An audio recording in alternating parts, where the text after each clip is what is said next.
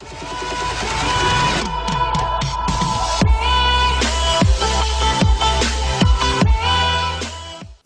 स्वागत है आप सभी का हमारे यूट्यूब चैनल संस्कृत सरस्वती पर। मैं रामकुमार शास्त्री आप सभी संस्कृत अनुरागियों का हार्दिक अभिनंदन स्वागत करता हूं। दोस्तों, यदि आपने अभी तक इस चैनल को सब्सक्राइब नहीं किया तो इसे सब्सक्राइब करें, लाइक करें, शेयर करें और वीडियो देखने के बाद इस चैनल पर कि ये वीडियो आपको कैसा लगा कमेंट्स बॉक्स में आप कमेंट करके मुझे जरूर बताइएगा। मैं आपकी कमेंट की प्रतीक्षा में रामकुमार शास्त्री एक बार फिर आपका हार्दिक अभिनंदन करता हूं। चलिए आज की क्लास शुरू करते हैं।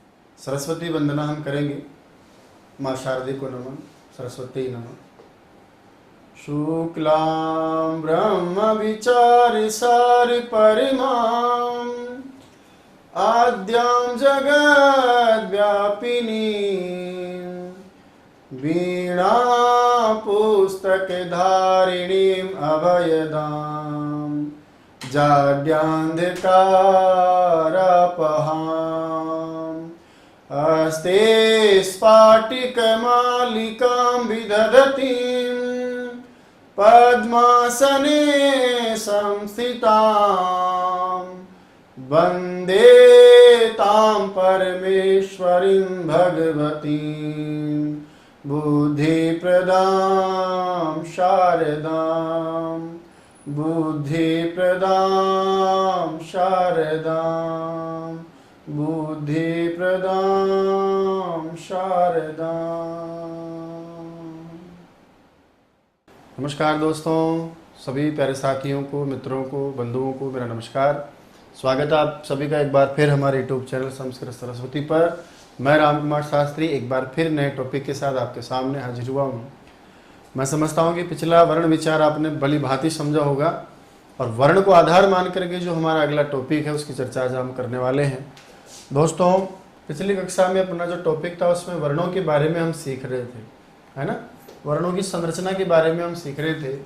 उसी वर्ण संरचना को आधार मान करके हमारा एक और विषय होता है जिसका नाम होता है संधि। बिल्कुल हिंदी के समान ही संस्कृत व्याकरण में भी आपके संधि का विषय जोड़ा गया है। व्याकरण के जितने भी प्रश्न हमसे पूछे जाते हैं उनमें संधि के प्रश्नों का भी कहीं ना कहीं बाहुल्य पाया जाता है। आप कोई सा भी एग्जाम देंगे तो उसमें निश्चित रूप से संधि के सवाल आपको बहुतायत में मिलते हैं। सीटेट और रीट की बात करूं पहले शॉर्ट रूम में, तो याद रखिएगा कि संधि के न्यूनतम 2 सवाल मिलेंगे आपको, है ना, और अधिकतम 3 सवाल आपको मिलते हैं। 2 में से 1 आपका गद्यांश है ना और पद्यांश पर आधारित होता है, और जो 1 सवाल आपका मिलेगा दोस्तों वो आपको सामान्य व्याकरण से मिलेगा। गद्यांश पद्यांश से मेरा तात्पर्य है कि जैसे आपने पढ़ा देख एकदा एक हिमालय आसीत, अब वो आपको हिमालय शब्द उठा करके संधि के बारे में पूछेगा कि बताइए हिमालय में संधि का नाम क्या है। दूसरा जो सवाल होगा उसका गद्यांश पद्यांश के शब्द से कोई सीधा संबंध नहीं होगा। वो आपसे पूछ लेगा कि बताइए सभाइशा में कौन सी संधि है, बताइए प्रेजते में कौन सी संधि है। यानी शास्त्र को आधार मान करके आपसे वो दूसरा सवाल करेगा। तो 2 सवाल सामान्य पूछे जाते हैं। सीटेट एग्जाम हो या राजस्थान टेट का एग्जाम हो या कोई दूसरा एग्जाम हो तो उसमें 2 प्रश्न आपके लिए तैयार करने। अब 2 प्रश्नों के लिए दोस्तों हमको स्वर संधि, हल संधि और विसर्ग संधि, उनमें भी आप देखेंगे 8 मुख्य अपने स्वर संधि के वेद यहाँ पढ़ेंगे। व्यंजन संधि में भी कई सारे 8 से 10 वेद हम पढ़ते हैं। विसर्ग संधि के भी 5 प्रमुख वेद हम पढ़ते हैं और इन सभी भेदों में करीब करीब हम 30 से 40 50 उदाहरण लेकर चलते हैं। लेकिन परीक्षा में हमें कितने उदाहरण मिलेंगे? 2। अब देखना क्या है, पढ़ने का तरीका एक तो यह है कि संधि को हम बस पढ़ लें, कुछ उदाहरण हैं उनको रट लें, याद कर लें और परीक्षा तक जाकर के उस ज्ञान की गंगा को बहा दें और फिर तीसरी कर जाएं। दूसरा तरीका यह कि क्यों ना हम संधि को इस तरह से सीखें कि जब कभी हमें जीवन में आगे फिर संधि से कोई उद्देश्य प्रयोजन हो, कोई जरूरत पड़े हमको, तो अनायास ही हमारा वो ज्ञान संस्कार में वापस प्रस्फुटित हो जाए। तो हमें क्या करना है, रटना नहीं है, उसको इतना तक याद नहीं रखना है कि जाके परीक्षा में हो गया हमारा काम। हमें इसको जीवन भर, क्योंकि हम जिस व्यवसाय से जुड़ने वाले हैं, ज़िंदगी में हमारा जो व्यवसाय होगा वो पढ़ाने का होगा। और शिक्षक जब तक शिक्षक के पास ज्ञान ना हो तब तक वो विषय पर अधिकार ना हो तब तक वो अच्छा शिक्षक हो ही नहीं सकता, आत्मविश्वास से भरा पूरा नहीं हो सकता। तो इसके लिए हम क्या करेंगे, संधि को भली भांति समझेंगे, इतना अच्छा समझेंगे कि वो कहीं ना कहीं हमको ऐसा लगे कि हम तो बहुत सालों से संधि पढ़ते आ रहे हैं। तो 2 सवाल या 3 सवाल के लिए हम संधि पढ़ेंगे। मैं समझता हूँ कि व्याकरण में 2 चीज़ें बहुत महत्वपूर्ण होती हैं।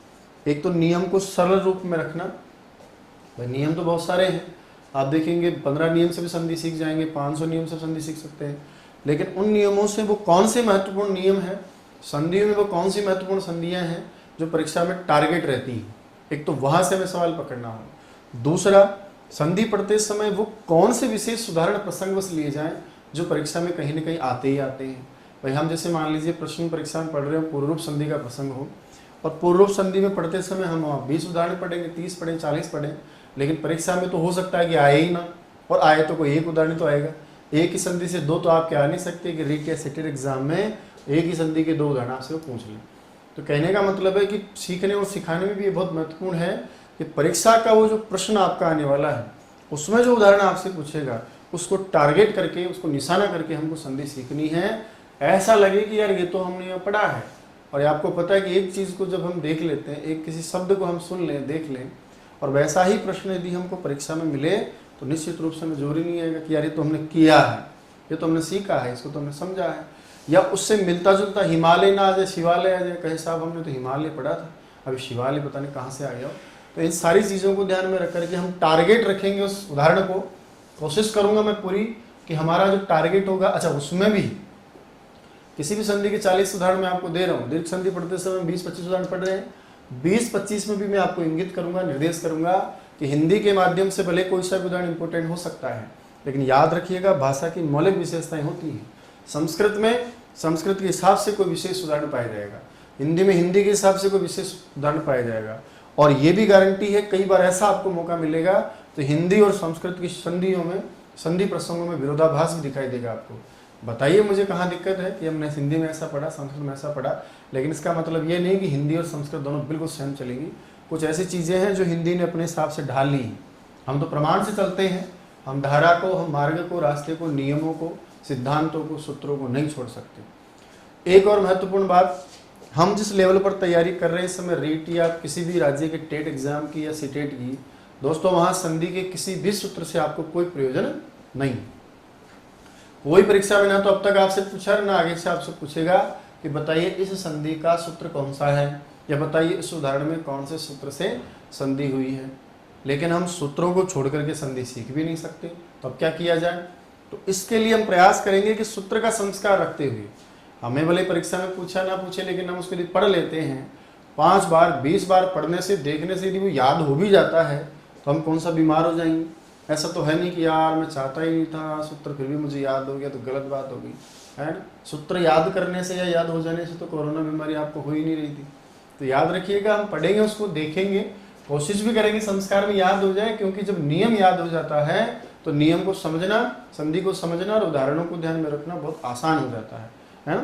तो इसको थोड़ा सा आप याद रखें कि मैं औपचारिकता के लिए सूत्र भी लिखूंगा, लेकिन सूत्र की साक्षात अर्थ को न लेकर के मैं वो अर्थ, नियम का वो व्याख्या लूंगा जो आपके लिए बहुत सुविधा वाली हो। शॉर्टकट में जैसे हिंदी माध्यम से आपने संधि सीखी है, कुछ ऐसा ही रास्ता हम अपनाएंगे। लगे ही नहीं कि इतनी जटिल संधि के नियम हम पढ़ रहे हैं, अपनी सी भाषा में, अपनी सी बातों में, सीधे तौर तरीकों से, जो इतने सालों का अनुभव, 8-10 साल से आप लोगों के सामने काम कर रहे हैं, आप लोगों का मार्गदर्शन किसी न किसी रूप में कर रहे हैं, तो इस मंच के माध्यम से अपन वो सब सीधा सीधा सीखेंगे जो हमारी परीक्षा का टारगेट हो। चलिए, तो 2 प्रश्नों के लिए, 3 प्रश्नों के लिए हमारी लड़ाई हम स्टार्ट करते हैं। विषय का नाम है संधि। दोस्तों, संधि शब्द में सबसे पहले व्याकरण की दृष्टि से यदि मैं बात करूं कि संधि शब्द की व्युत्पत्ति कैसे हुई है, व्युत्पत्ति से हमारा गहरा नाता है। जब भी हम कोई विषय प्रारंभ करते हैं तो आपने देखा होगा, सबसे पहले मैं उसकी व्युत्पत्ति दिखाता हूं आपको, और व्युत्पत्ति का अर्थ भी हर बार बताता हूं कि विशेष रूप से होने वाली उत्पत्ति, यानी उस शब्द का निर्माण कैसे हुआ है, व्याकरण की दृष्टि से उस शब्द की संरचना कैसी है, किन किन प्रकृति धातु शब्दों के आगे उपसर्ग या पीछे प्रत्यय या संधि या समास करने पर उस शब्द का निर्माण हुआ है। ऐसी शब्द की संरचना, शब्द निर्माण की प्रक्रिया व्याकरण शास्त्र की सहायता से बताना ही उत्पत्ति कहलाता है। तो आइए देखते हैं। अच्छा, एक सामान्य भाषा में कहें तो डॉक्टर शब्द जो है व्यक्ति का क्या करता है, बॉडी का क्या करता है, पोस्टमार्टम। तो व्याकरण भी क्या करती है, किसी शब्द का पोस्टमार्टम भी करती है। संधि शब्द को यदि आप देख पा रहे हो तो संधि में हम देखेंगे यहाँ पर एक उपसर्ग है जिसका नाम क्या है दोस्तों, सम। संस्कृत में 22 उपसर्ग बताए गए हैं आपको, प्रादि जिनको हम कहते हैं, और ये प्रादि तभी जो है हमारे पास में उपसर्ग कहलाते हैं जब इनका प्रयोग किसी धातु के साथ किया जाता है। याद रखिएगा, हिंदी में सामान्य हम शब्द से पहले भी उपसर्ग लगा देते हैं। हिंदी में हम शब्द के धातु के साथ भी उपसर्ग का प्रयोग करते हैं, लेकिन संस्कृत में नियम है। क्या नियम है कि उपसर्गाः क्रिया योगे, यानी उपसर्ग तभी उपसर्ग कहलाएगा जब उसका क्रिया के साथ योग हो। तो उपसर्ग हम तभी उसको बोलते हैं जब वो धातु के साथ आता है। यदि धातु से पहले स्थित ना हो तो वो फिर आपका उपसर्ग नहीं कहलाता, फिर वो प्रादि कहलाता है। उन प्रादियों को आगे जाकर हम निपात भी कह देते हैं, अव्यय भी कह देते हैं। तो यहाँ एक उपसर्ग है, उसका नाम तो क्या है? सम। संधि शब्द में एक धातु है जिसका नाम है धा, ठीक है। और सम उपसर्ग पूर्वक धा धातु से, हालांकि ओरिजिनल जो आपकी धातु होती है उसका नाम होता है दुधाय। विधान करने में, किसी कार्य को करने में, जैसे दा धातु पढ़ते हो ना ददाती, तो ददाती धातु में दा ओरिजिनल धातु नहीं होती, वो तो हम काम चलाने के लिए व्यवहार में उसको दा बोलते हैं। ओरिजिनल जो धातु होती है वो दुधाय होता है दान अर्थ में। उसी प्रकार से विधान करने के अर्थ में धा धातु यानी दुधाय धातु का प्रयोग होता है। ये मैंने इसलिए कहा कि कई बार आपसे परीक्षा में उस धातु का मूल रूप पूछता है। जैसे दान धातु में आपको पता है, यच्छति में आपको दान पूछा है, उसी प्रकार से तो इन चीज़ों को आप लेते हुए चलें। धा धातु में दुधाय धातु है, और दुधाय धातु के बाद में यहाँ एक प्रत्यय किया गया जिसका नाम क्या है? की। और दोस्तों की में क्या बचता है? ई। बहुत जरूरी बात जो आपको याद रखनी है कि जिस भी किसी धातु में की प्रत्यय जुड़ जाता है, उस की प्रत्ययांत धातु से हमेशा पुल्लिंग व्यवहार होता है, यानी उससे बनने वाला जो शब्द होता है आपका, वो नित्य कौन से लिंग में जाएगा? पुल्लिंग में जाएगा। अब दिखने में तो भी बात करेंगे हम, बोला कैसे? तो जैसे उदाहरण के लिए, अच्छा धा धातु से की होता है, एक नियम है उपसर्गे घो की, यानी जिनकी घु संज्ञा होती है दा धातु की और धा धातु की, उन दा और धा धातु से की घु संज्ञा होती है, और उस घु संज्ञा की जो धा धातु से की प्रत्यय होता है। जैसे सम आधि, और आपका शब्द क्या बन गया? समाधि। इसी प्रकार से उप आधि शब्द क्या बन गया? उपाधि। अब ऐसा लग रहा है कि उसको उपाधि मिली, समाधि ली गई, लेकिन संस्कृत व्यवहार में ये जो आपका शब्द बनेगा की प्रत्ययान, वो सारा का सारे शब्द बताइए कौन से लिंग में जाएंगे? सारे के सारे ये पुल्लिंग में जाएंगे। इस बात का विशेष ध्यान रखेंगे। चलिए, तो उपसर्ग का नाम सम, धातु का नाम धा, की आपका प्रत्यय लगा। एक छोटी सी बात और बताना चाहूँगा आपसे कि जो हमारी संस्कृत में धातु के लिए जो व्यवहार में जो संकेत काम में आता है ना, वो कुछ इस तरह का होता है, यानी जिसके आगे ऐसा चिन्ह लगा देते हैं ना, फिर उससे पता चलता है कि इसका मतलब ये धातु है ना। किस प्रकार का ये चिन्ह इसके आगे हम लगा देते हैं। जैसे मान लीजिए दा है ना, इसका मतलब है कि दा क्या है? एक धातु है। इसी प्रकार से मान लीजिए पच के आगे लगा दूं मैं, इसका मतलब है कि ये क्या है? एक धातु है। इस तरह से इसका व्यवहार किया जाता है। चलिए, तो सम उपसर्ग में आगे क्या करते हैं? सम उपसर्ग के मैं को अनुस्वार हो जाता है, और अनुस्वार के बाद में उसको परसवर्ण हो जाता है। पहले यहाँ हम क्या करेंगे? सम के मैं को अनुस्वार करेंगे, ठीक है। सम के मैं को अनुस्वार करते ही आप ये देखिए सम, इसके बाद में धा धातु की आकार लोप हो जाता है, इसमें बचता है ध, और पीछे आपने की प्रत्यय जोड़ा है ना, इसका क्या बचता है? ई।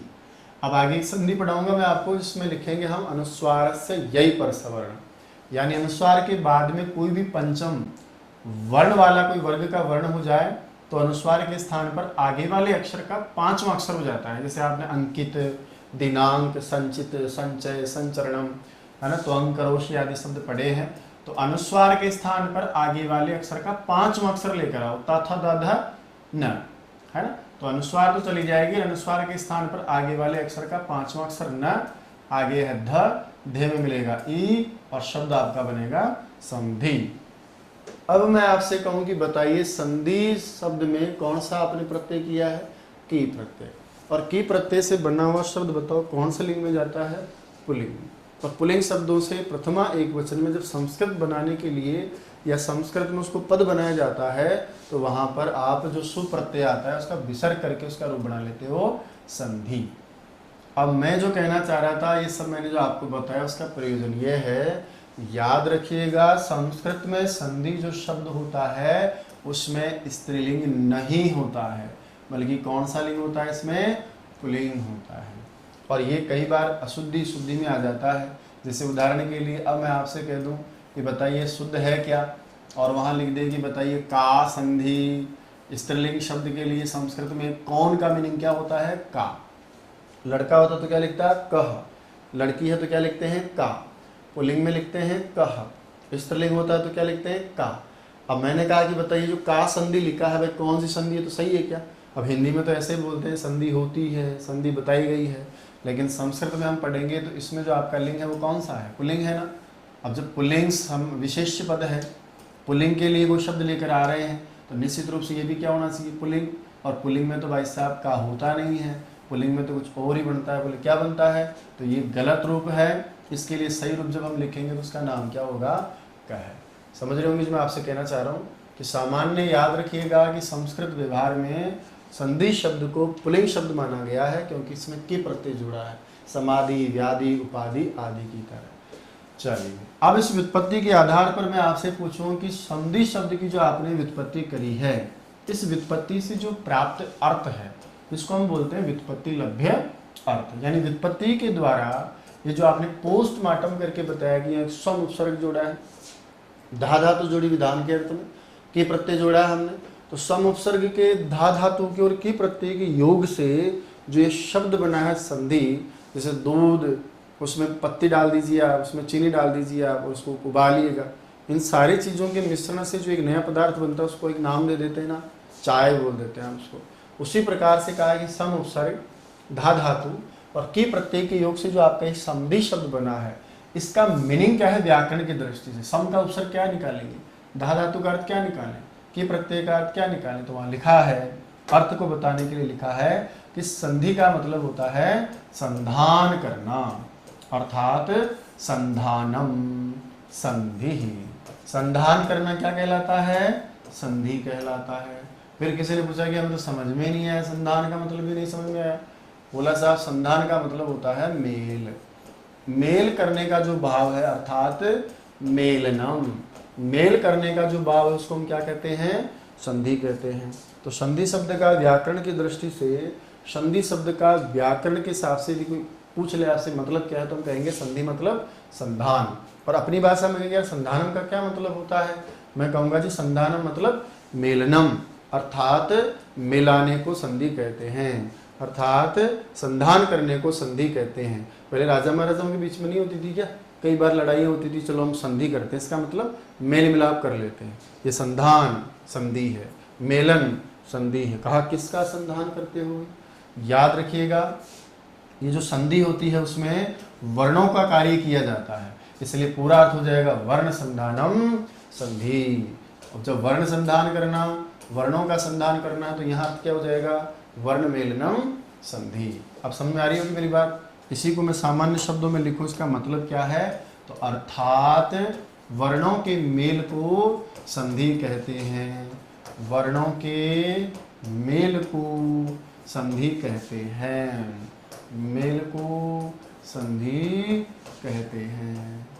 ये तो सामान्य हम सीख रहे हैं अभी, संधि शब्द के अर्थ को हमने पकड़ा है। संस्कृत में संधि शब्द का तात्पर्य केवल वर्णों का मेल मात्र नहीं होता है, इस बात का ध्यान रखिएगा। ये अपने आप में बहुत बड़ा अर्थ लिए होता है, लेकिन अभी हम सिर्फ सामान्य समझ रहे हैं कि संधान, वर्ण संधान का मतलब होता है दोस्तों वर्णों के मेल को संधि कहते हैं। जब हम दो वर्णों को मिला करके कोई नया वर्ण कोई कार्य करते हैं, दो वर्णों के मेल होने से जब किसी वर्ण में विकार हो जाता है, कोई नया वर्ण आ जाता है, किसी वर्ण का लोप हो जाता है, ऐसी मेल करने की प्रक्रिया को हम संधि के नाम से जानते हैं। अब कहा किसी ने कि क्या दो वर्णों का मेल होना ही संधि है? ऐसा है क्या? कोई हमसे कहे कि क्या दो वर्णों के मेल मात्र कोई संधि कहते हैं क्या? तो कहा कि ऐसी परिभाषा नहीं है। आगे जाकर के संधि की एक परिभाषा दी गई है और उस परिभाषा में कुछ और लिखा है। कहा क्या परिभाषा लिखी है संधि की?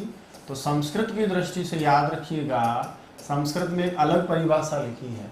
वहाँ लिखा है वर्णागम, वर्ण आगम आदेश, है ना?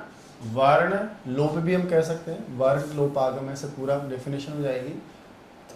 वहां लिखा है वर्ण लोप प्लस आगम प्लस आदेश वर्ण विकाराः, वर्ण विकाराः संधि। संधि हम चाहें तो पहले वाले वर्ण को हटा भी सकते हैं ना भाई, लोपागम वर्ण, लोपागम आदेश वर्ण विकाराः संधि। इसमें कितने शब्द आ रहे हैं तो देख रहे होंगे आप। सबसे पहले परिभाषा में एक जो आपके लिए शब्द लिखा है उसका नाम तो क्या है, तो हम कहेंगे साहब उसका नाम तो एक है, उसका नाम है, सबसे पहला जो आप शब्द देख रहे हैं उसका नाम है, सबसे पहले जो यहाँ शब्द है उसका नाम है लोप। यानी संधि में केवल दो वर्णों का मेल नहीं होता।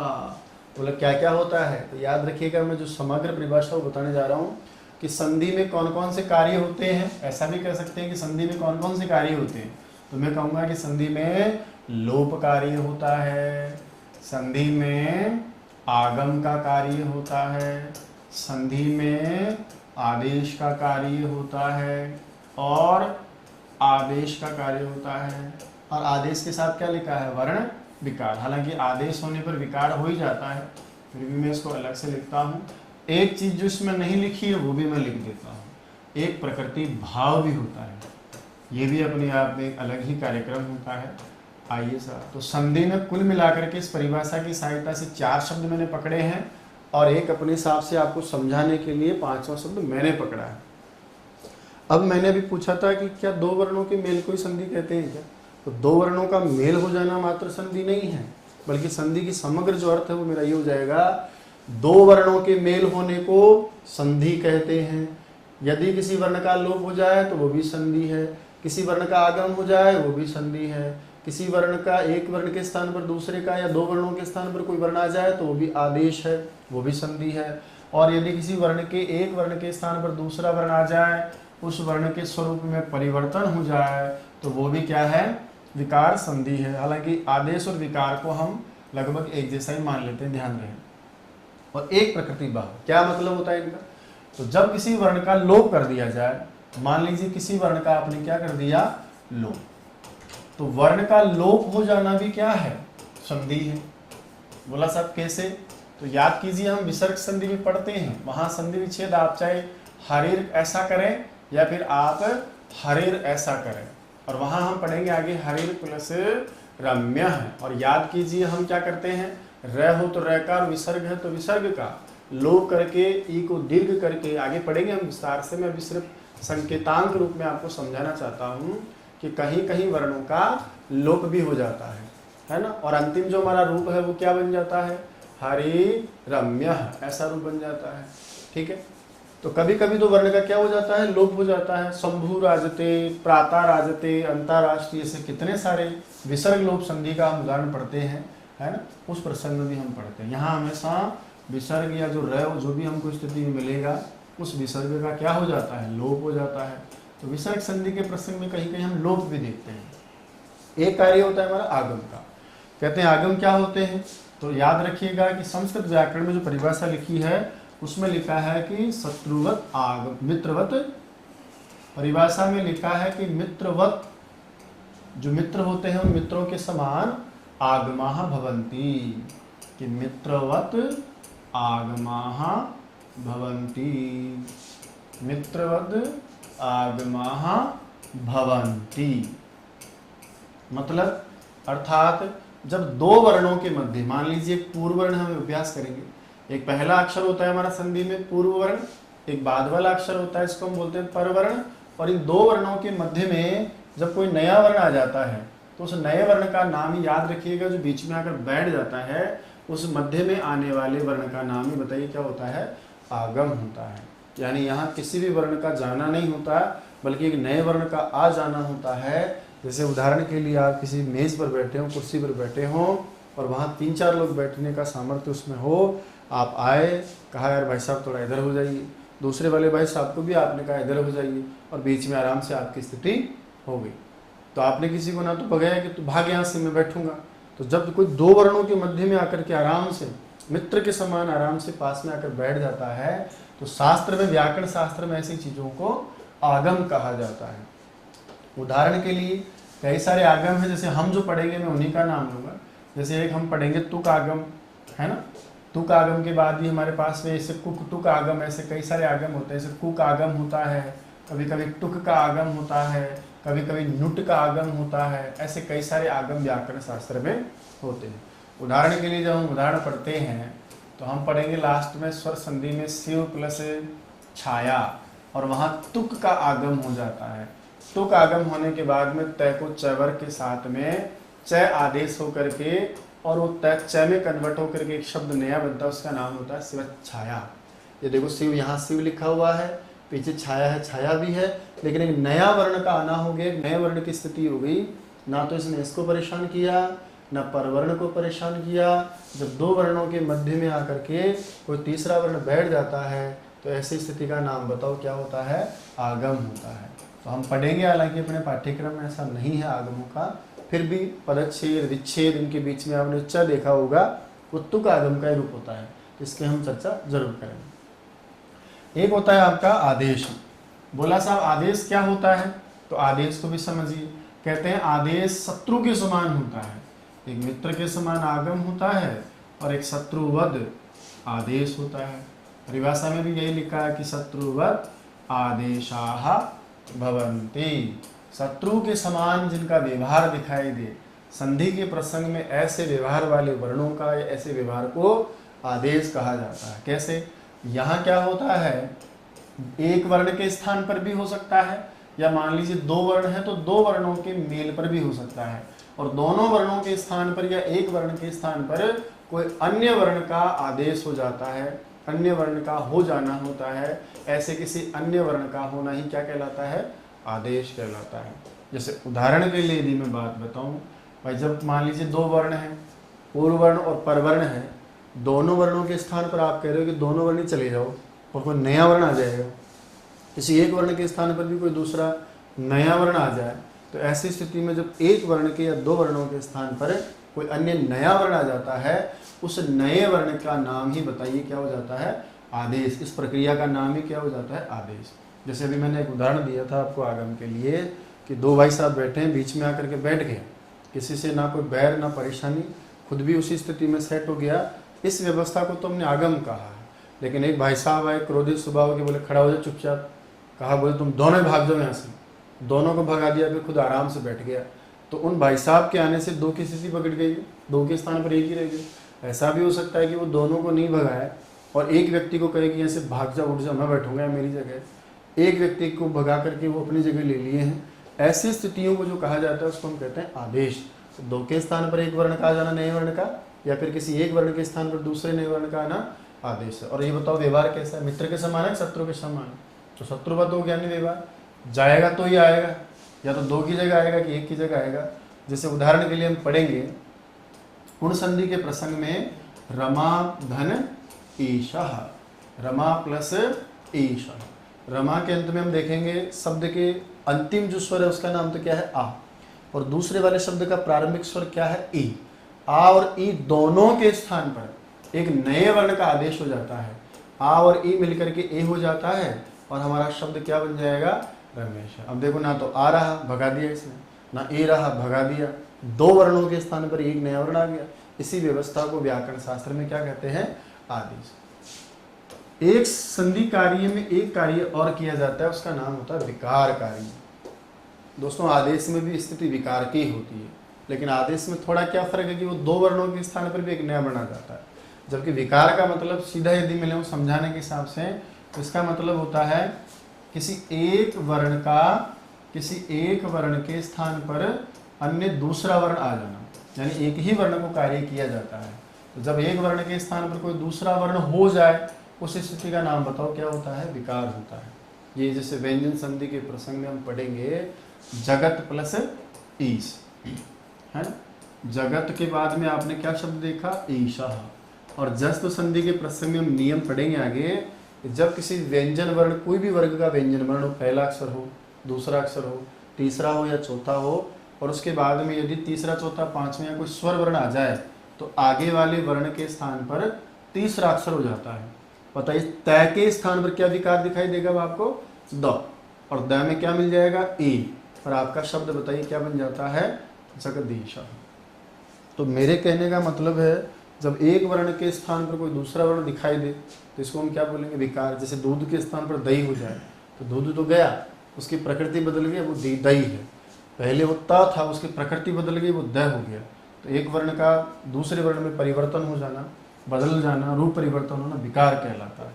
ये 4 काम तो हम संधि में करते ही करते हैं, है ना। कुछ करने का नाम ही संधि है, लेकिन कभी कभी ऐसी भी परिस्थितियां हमारे सामने आएंगी जब हम कुछ करेंगे ही नहीं, है। संधि तो प्राप्त होगी, और ये सिर्फ स्वर संधि में होता है ऐसा काम।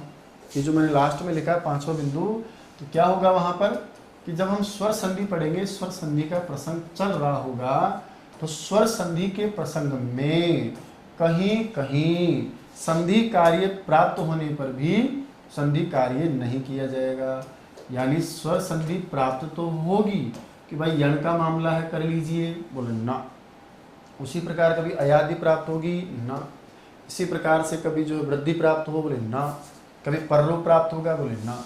तो जब संधि प्राप्त होने पर भी, संधि प्राप्त होने पर भी संधि कार्य नहीं करना, संधि प्राप्त होने पर भी संधि कार्य नहीं करना भी एक संधि है। और उस संधि का नाम ही बताओ क्या है? प्रकृति भाव।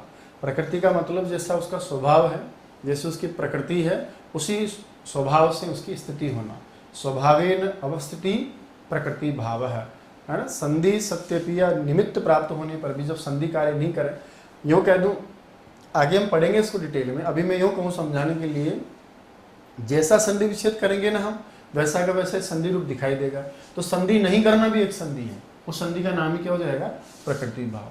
जैसे स्वर संधि के प्रसंग में आप आगे चर्चा करेंगे तो हम पढ़ेंगे कि कोई भी ऐसा द्विवचन का शब्द हो जिसके अंत में दीर्घ ई, दीर्घ ऊ या दीर्घ ए हो, और उसके बाद में कोई स्वर आ जाए, तो फिर वहां कोई संधि कार्य नहीं होता। जैसे मान लो 2 लड़के हैं, उनका नाम है हरि।